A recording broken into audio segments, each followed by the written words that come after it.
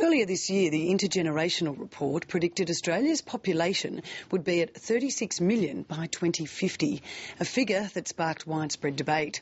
To address the issues raised, the Gillard government appointed a sustainable population minister. Many people view rapid growth as dangerous, while others like it, and our guest tonight claims that growth is a must.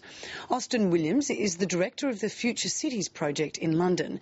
He's in Australia this week talking at the Creative Innovation Conference, and he joins us now from our Melbourne studio. Thanks very much for joining Lateline Business. My pleasure. Nice to be here. As you just heard, there's ongoing debate about population in Australia and where it should be at. Where do you think it should be at? It's a slightly perverse discussion, isn't it? Australia is such a big country, such a small population. But I do think that the fetishisation of population, seeing the number of people as a bad thing, which is the way that the essence of the discussion is faintly miserabilist in this climate.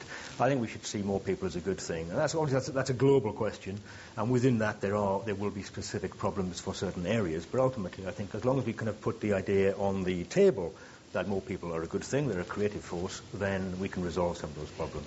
So you support growth and development, but you don't support sustainable development. Can you tell us what you mean by that? Well, a lot of people say that the opposite of sustainable development is unsustainable development, whereas I just think you should take the prefix off.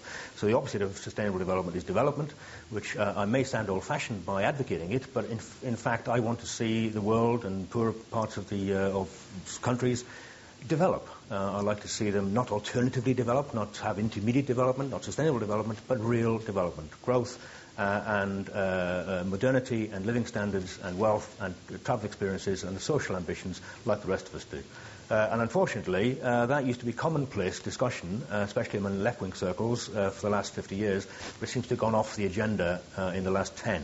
So first of all, understanding why that's occurred is important, and that's part of the sustainable development agenda, but also just trying to reclaim that notion that actually growth is good. But is it growth or development at any cost? If it's not sustainable, then it has to be feasible, for want of a better word. Well, why do we need the prefix? I mean, by saying we want development, I don't put the prefix stupid or irresponsible development in front of it. I say development, and obviously that means that we develop. That's a word which, dictionary definition of it, actually has a progressive content.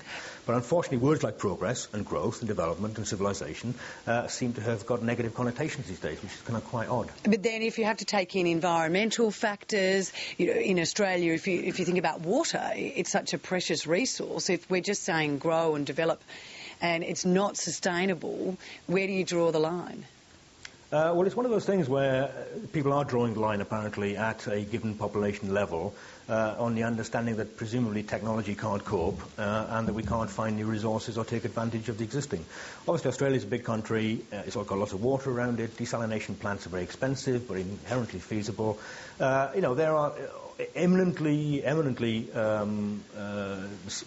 positive ways of actually dealing with some of these problems. And I just think that we've got a negative mindset. Now, I'm not suggesting that, by me being part of the Future Cities project, that I'm advocating we should have cities everywhere, we should concrete over the countryside.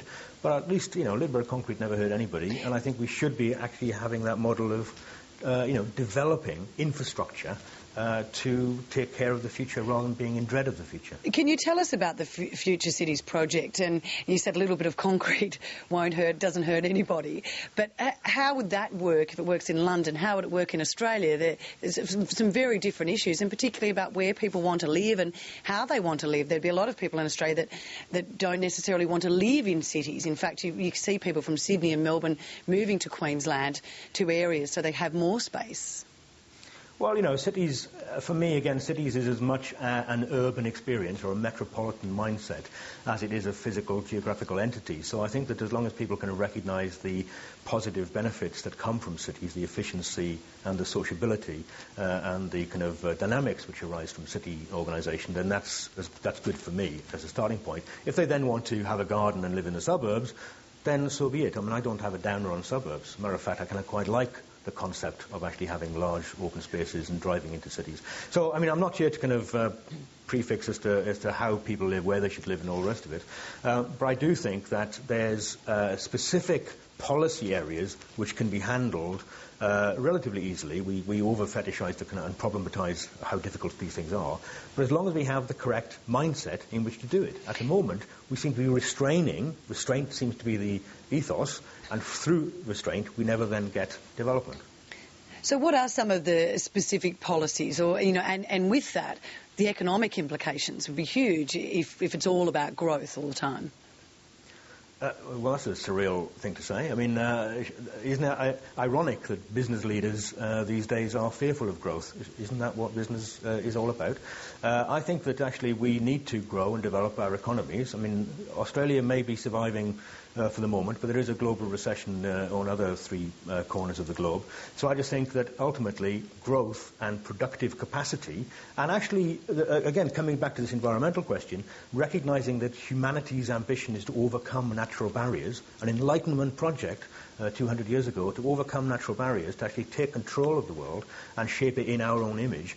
Austin Williams, we'll have to leave it there, but thanks very much for joining Lateline Business.